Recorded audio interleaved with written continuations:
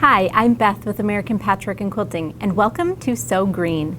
Simple swaps can make a big difference in the impact we have on the planet.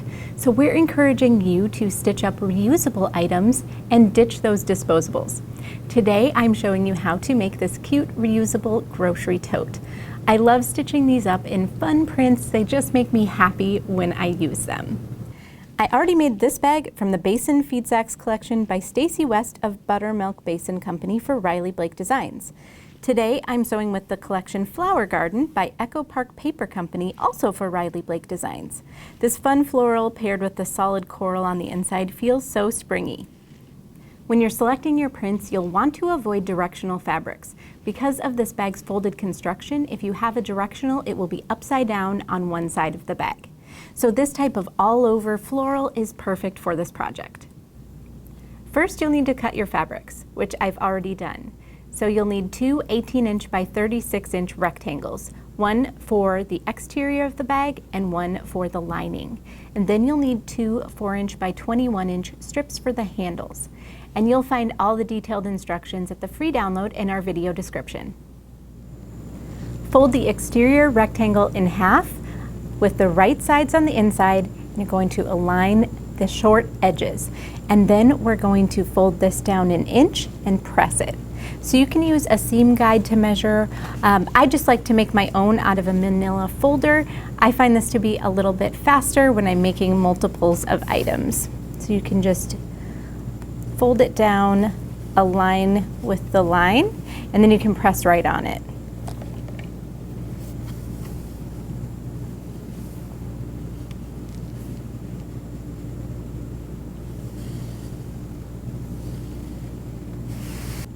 So you do that on both sides and then also on the lining piece as well.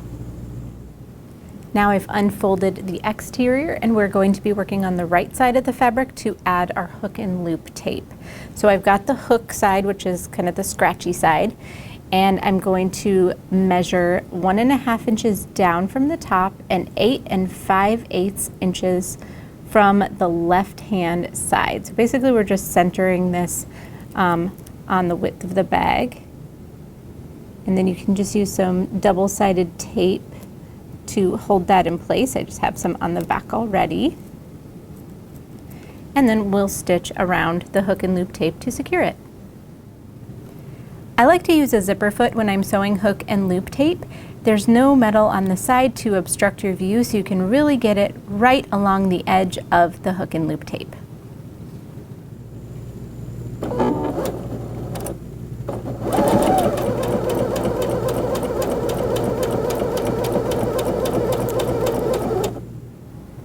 So that's sewn on. We're going to add the loop portion of our hook and loop tape.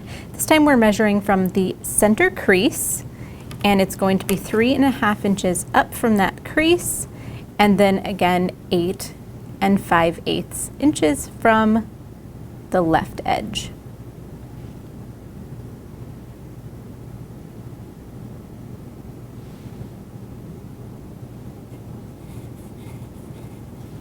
And then stitch that in place.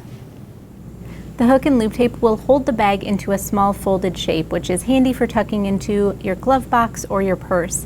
But if you aren't planning on folding the bag between uses, you can skip this step.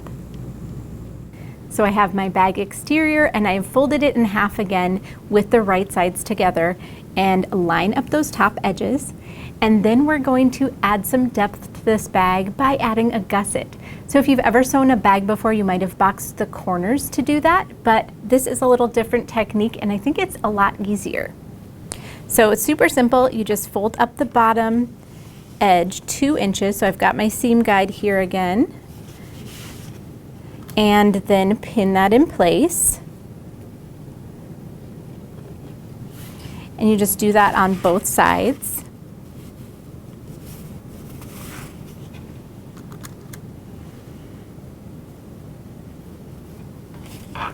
And then you're going to unfold the top edges and line those up. And I do like to put a little bit of a pin there just to hold that in place.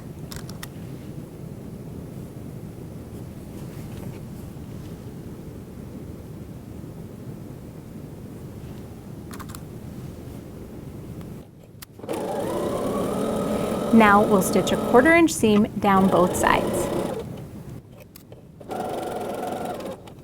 I've sewn down both sides, and now we just need to fold down that original crease.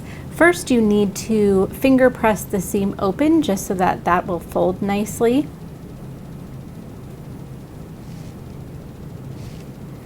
And then fold down all the way around, and then you'll do that on the other side as well. Just finger press that open, fold it back down, and that is the exterior of your bag, so that part's complete. Now it's time to make the handles.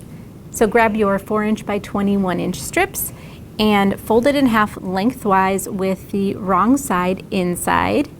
And then here you can just finger press if you want. I do like to give it an actual press, but this is just to make a mark and find the center of your strip.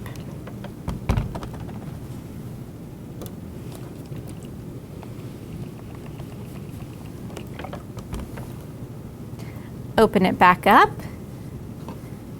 and then now what you're going to do is fold the raw edge up toward that center crease.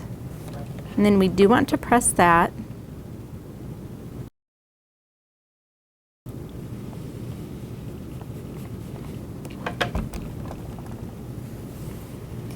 Then we want to do the same thing on the other side.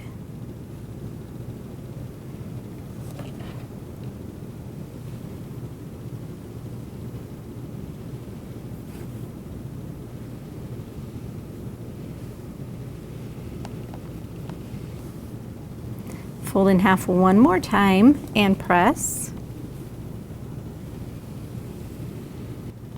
And that gives us a handle that's 4 layers thick. Now if you'd like a little more structure to your handle, you can add interfacing.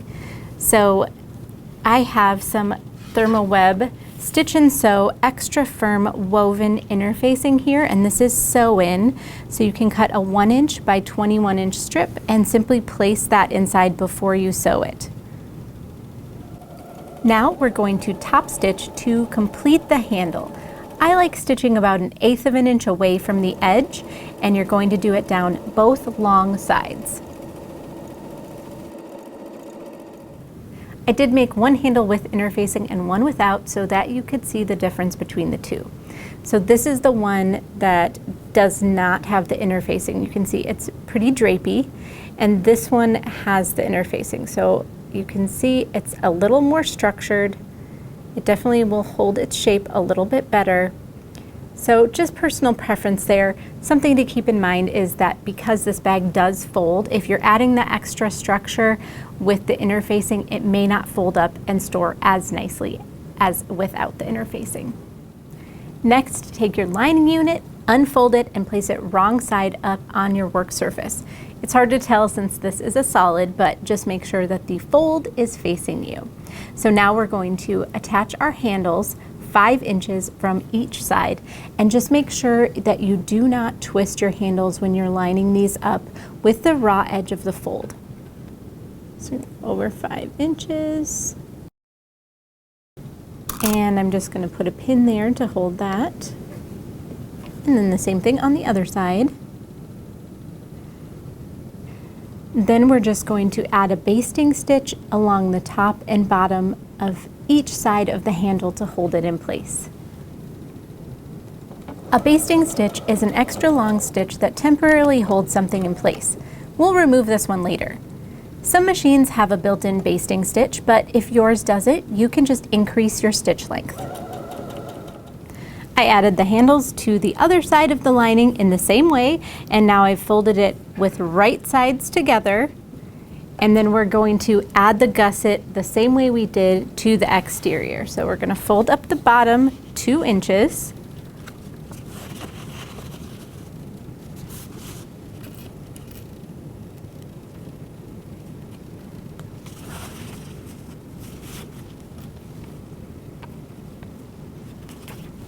And then at the top, we're going to unfold the fold and line those raw edges up and pin. This looks a little bit different this time because this is not going to unfold fully because we have basted those handles in place.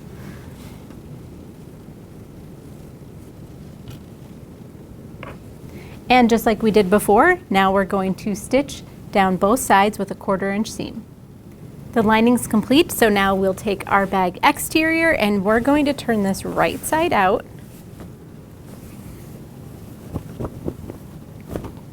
And then insert the lining into the exterior.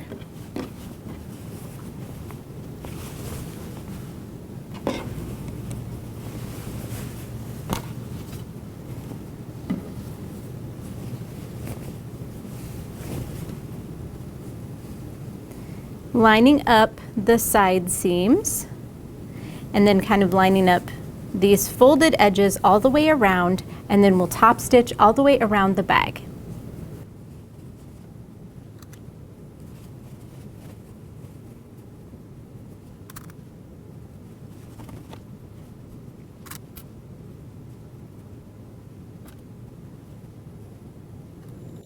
We're going to be adding 2 rows of top stitching to hold this bag together.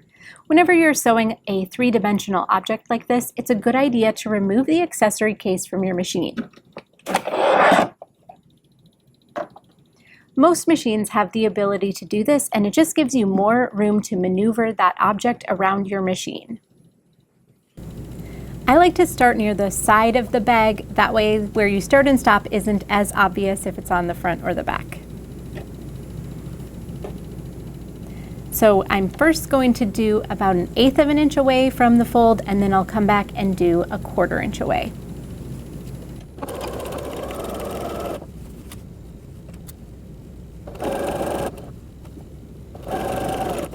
For a little extra sturdiness, you can back stitch over the handle.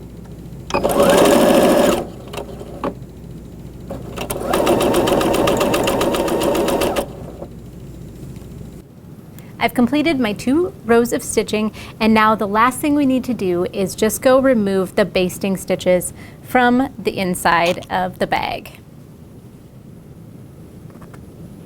Since they're nice and big, it's easy to take them out with a seam ripper. The most important part about making reusable bags is actually using them, and that's why I really like this pattern. It folds up nice and small, so I can put it in my glove box or my purse, and I always have it with me. Let me show you how to fold it. So first we're going to flip it over so the hook and loop tape side is down, and then tuck in the handles.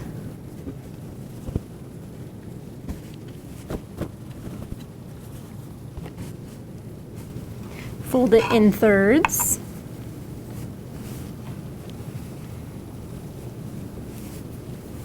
And then one side is kind of just folding down until you can see that hook and loop tape, and the other side is folding up until they kind of can come together and stick together, and you get this nice little packet.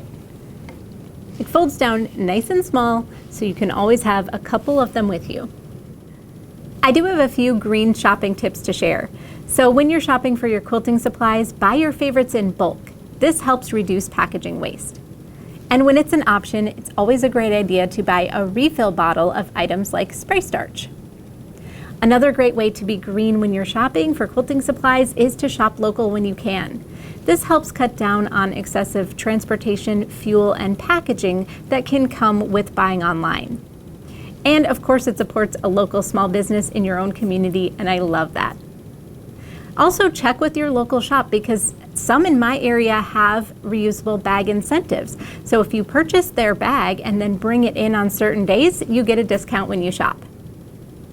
So when you're shopping at the grocery store for produce, I love using these reusable mesh or like this open weave type bag for produce instead of using the plastic bags at the store. And sometimes it's just easier to forego the bag altogether, throw it right in your reusable bag or into your cart. Thanks for joining me today to Sew Green. We'll have more fun projects coming up yet this year, and if you make the projects, please share them with us on Instagram with the hashtag #APQSewGreen. And you can visit allpeoplequilt.com/sewgreen for all the free patterns and to see what else we'll be making.